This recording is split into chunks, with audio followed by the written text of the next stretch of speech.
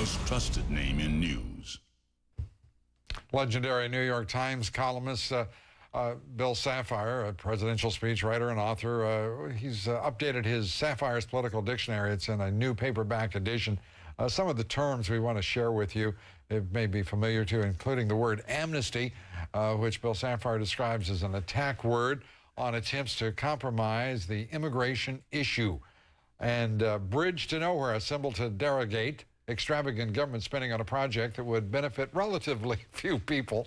That, of course, derived from the infamous $200 million pork barrel project, Bridge to Nowhere project up in Alaska. Other new additions include slam dunk, axis of evil, just to name a few. And be sure to look up populist. I love the definition of that. Bill Safire's Political Dictionary. It's out now and well worth your time. There it is. It's absolutely terrific. I want to tell everybody watching this broadcast and the gentlemen who are joining me here now, I had to go to a dictionary just to look up one word in the table of contents. That's how demanding he is and how helpful the book is.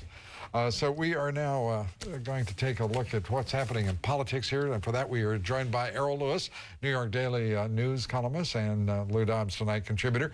Keith Richburg, New York Bureau Chief for the Washington Post. Miguel Perez, syndicated columnist, and Lou Dobbs Tonight contributor. Gentlemen, good to have you with us.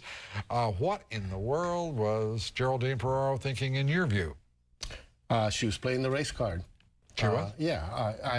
Anytime now, this race has gotten so sensitive when it comes to gender and race that anytime you bring up the subject, you're playing the card. And you know what I like? Yeah. She came back and said that Barack Obama's camp was going after her because she's white and a woman.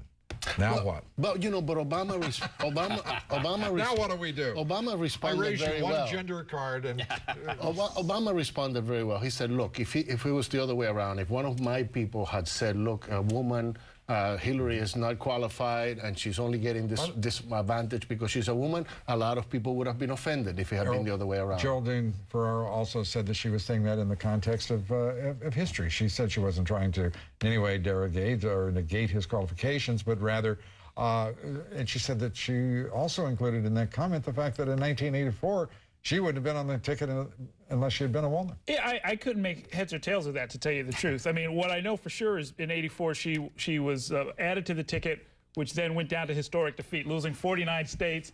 And Geraldine Ferraro. It was a good idea. She just said she wouldn't be there. Including New York State, and lost. She even lost by 10 points her own district, her own congressional district in the middle of New York City. So this is not somebody I think we should be looking to for advice about what works and what doesn't work in politics. But what is interesting about what works in politics, Keith, she claims that the Obama campaign went after her in those comments for political advantage. These comments were made in a speech out in, I believe, California.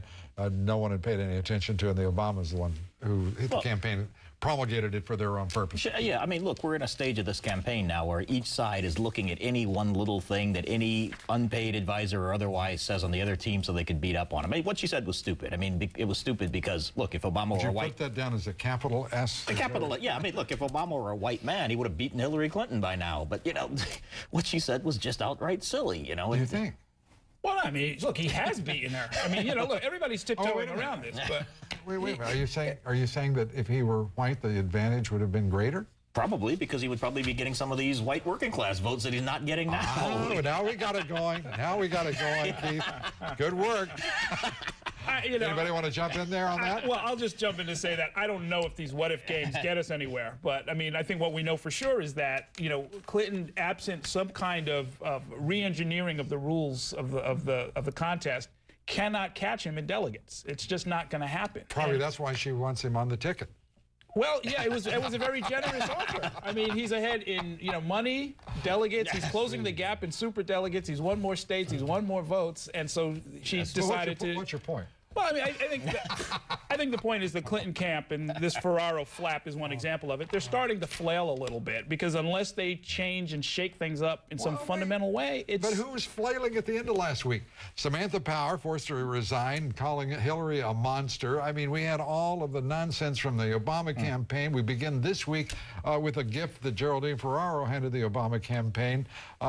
What in the world? And again, it goes back to all this personal, racial, and whatever attacks attacks that don't contribute to anything about the dialogue that we should be having in this country, and we're about the What's issues. the dialogue? What's the dialogue about? What about We can't what get about Iraq? Has anybody mentioned Iraq lately? I mean, Even on the presidential campaign yeah. trail? I mean, they're not. Well, we do it every night. I know, here. but I'm talking about them. Yeah. They're not. You know, they're avoiding the issues. How about illegal immigration? How about That's border another security? one, How of about the course. war on drugs? How about the millions of people who are addicted in this country to controlled substances and alcohol? Does anybody want to talk about that? Does anyone talk about the failure of public education for an entire generation of Americans? No, we want these folks telling us how they voted or didn't vote. And The problem with this campaign is they agree on so much. no, the problem with this campaign is the candidates. The candidates aren't of a quality that should be demanded by a nation of 300 million people that calls itself a superpower. This is small-time stuff, in my opinion, Errol. What do you think? No, absolutely. And look, I think we in the press have maybe played along a little bit too much with it. Frankly, we're not even. I mean, there's one complaint, which is that we stick to the horse race stuff. At this point, we're not even doing that very well. You know, I mean, there was a primary yesterday in Mississippi. You know, it's worth talking about. You know, I mean, to see kind of what the issues were. Let's talk about it. Well, what were Let's the talk issues about down it. there? He won. Yeah, well, he's got more delegates. He's got more super delegates. He's got more popular vote. Sure, but rather than just simply slicing and dicing it and sort of saying, well, there's a big black vote and he did this and he did that. I mean, He this got is 91% of the black vote. and this includes the Gulf region. This is part of the disaster wrought by Katrina. You know, it's time. It would have been timely. It would have been a very good time to look at Reconstruction. What are their plans for it? What are they going to do? What has this administration done? How much is it going to cost? Crying out loud.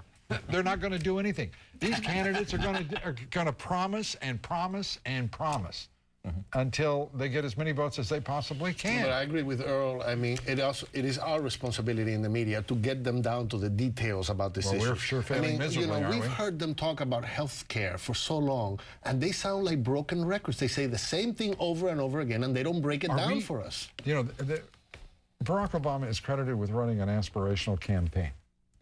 Have we and the news media become so cynical that we doubt that anything that this man says, or this Senator Clinton says, or this Senator John McCain says, we just dismiss it out of hand because we know they're not going to be able to pay for it, they're not going to be able to get it enacted? Are we acting as some sort of cynical filter between the candidates and the people? There is an element of that. For example, just on health care, to take one example, we all know that these plans they're putting out, it's going to be negotiated with Congress. So it's irrelevant to sit there and debate the specifics of whose plan is better, because whatever emerges, if anything emerges, will be a compromise. Why haven't we heard from a single one of these candidates, Errol Lewis, on the tanker deal?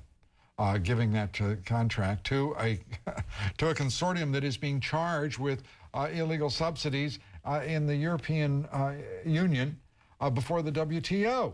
It's for much the same reason that many of the pollsters are not even polling Democrats on what they think about all of this stuff. There's this conspiracy of silence on these tough issues that enable both the candidates, the media, to just kind of skate past them and sort of, move on to the next contest, move on to the next little flap, this kind of rhetorical. So what are we going to do? On this broadcast, we're going to change all of that beginning tonight. Well, I would recommend it. I think there's always substance in any given contest. There's something that those voters care about, and it goes way beyond race and gender. And those local issues are what we've got to sort of get more into. There are issues that they can talk about that we know that they are going to have the influence once they become president. There are other issues that are going to have to go through Congress, and we should separate those. Just like Keith was telling us, there's a big difference between what they're saying about health care, which is going to have to go through Congress, and what they're saying, for example, about meeting with our enemies, which is a president can do on his own. Keith, we're going to have to leave it with Miguel's quote of you. I agree. You get the last word by quotation. Thanks very much, Keith Richburg. Errol Lewis, thank you very much. Miguel Perez, thank you. The results of our poll tonight.